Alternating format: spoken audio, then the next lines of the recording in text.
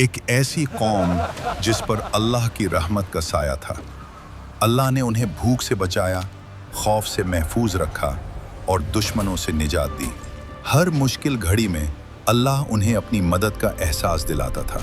फिर अल्लाह ने उन्हें सिर्फ एक इम्तिहान दिया। इम्तिहान छोटा था मगर सब्र मांगता था।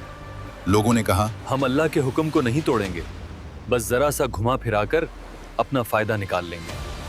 और यहीं से रहमत का रास्ता बंद हो गया। एक रात न कोई तूफान आया, न आसमान फटा, न जमीन हिली। लेकिन जब सुबह हुई तो एक पूरी कौम इंसान न रही। जो कल तक अल्लाह के करीब थे, आज जिल्लत के साथ बंदर बन चुके थे।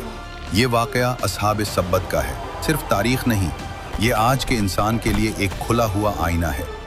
हजरत मूसा अलैहिस्सलाम के बाद बनी इसराइल की एक कौम समंदर के किनारे इलाह नामी बस्ती में रहती थी। ये जगह अल्लाह की नेमतों से भरी हुई थी। ठंडी हवा, सुकून भरी धूप और समंदर की लहरें।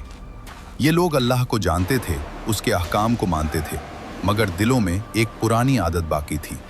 ये कौम पहले भी वादे करती थी और फिर आसानी देखकर उन्हें तोड़ देती थी।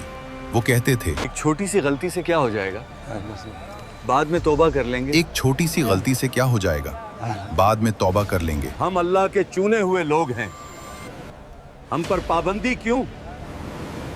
जबान से पैरवी और अमल में चालाकी। हालांकि वो पाबंदी नहीं बल्कि इम्तिहान था। अल्लाह ने उन्हें आजमाने के लिए एक सादा सा हुक्म दिया, सिर्फ हफ्ते के दिन की पाबंदी। अल्लाह का हुक्म आया, हफ्ते के दिन मछली का शिकार मना कर दिया गया, बाकी के दिन शिकार की इजाजत दे दी गई। शहर में ये बात फैल गई। एक आदमी बोला, सिर्फ एक दिन ही तो है, अल्लाह के लिए रुक जाएंगे। सिर्फ एक दिन ही तो है, अल्लाह के लिए रुक जाएंगे।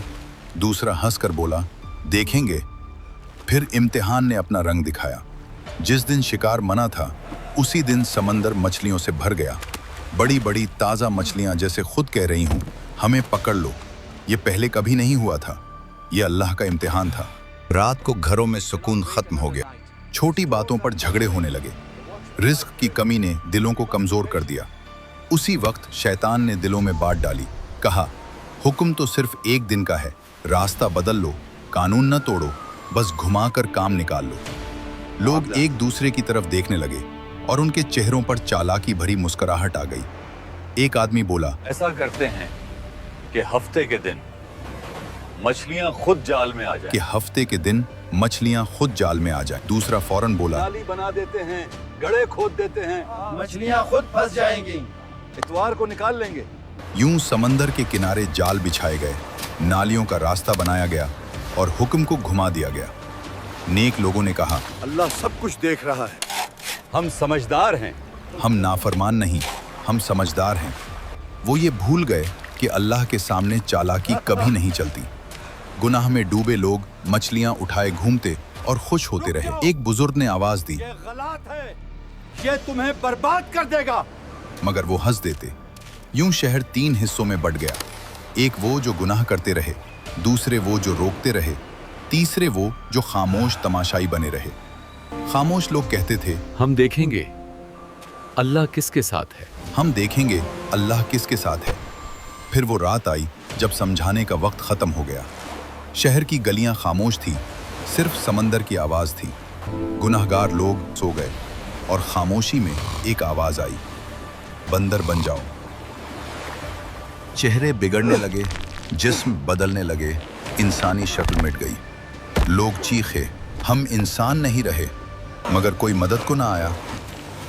जब सुबह हुई तो शहर में इंसान नहीं थे, सिर्फ बंदर थे। वही कपड़े मगर अक्ल और शऊर खत्म। बंदर अपने आप को पहचानते, कपड़े पकड़कर रोते।